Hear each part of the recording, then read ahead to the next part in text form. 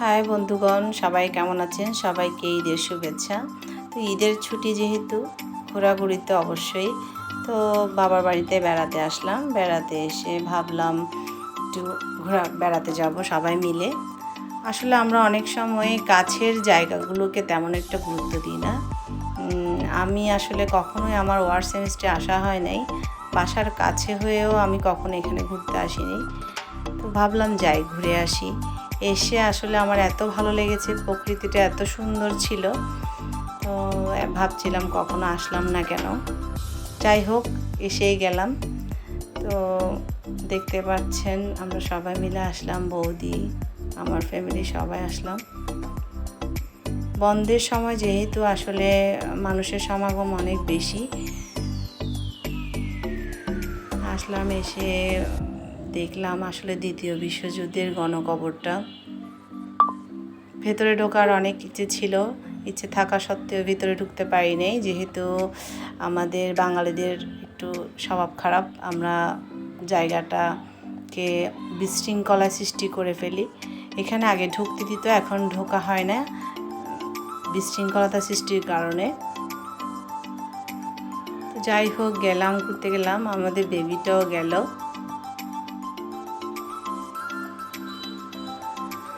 ভাবলাম যে একটু মজা করে ঘুরবো, রোদ ছিল।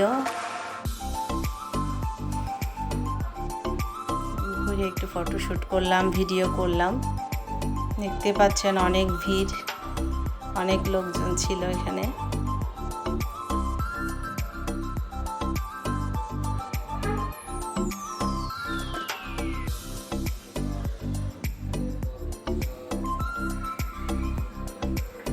আমি একটু এই ফাঁকে একটু ভিডিও ফটোশ্যুট করে নিচ্ছিলাম।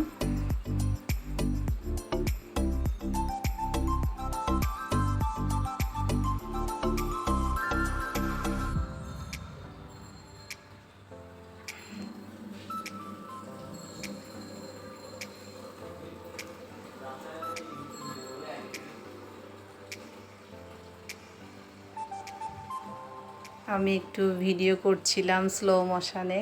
আমার হাজব্যান্ড আমাকে হেল্প করছিল ভিডিও করার সময়। এত সুন্দর জায়গায় এসে যদি ভিডিও না করি তাহলে তো মিস করা হবে, সেই কারণে। তো ভিডিও করতে করতে দেখলাম হঠাৎ করে বৃষ্টি পড়তে লাগলো।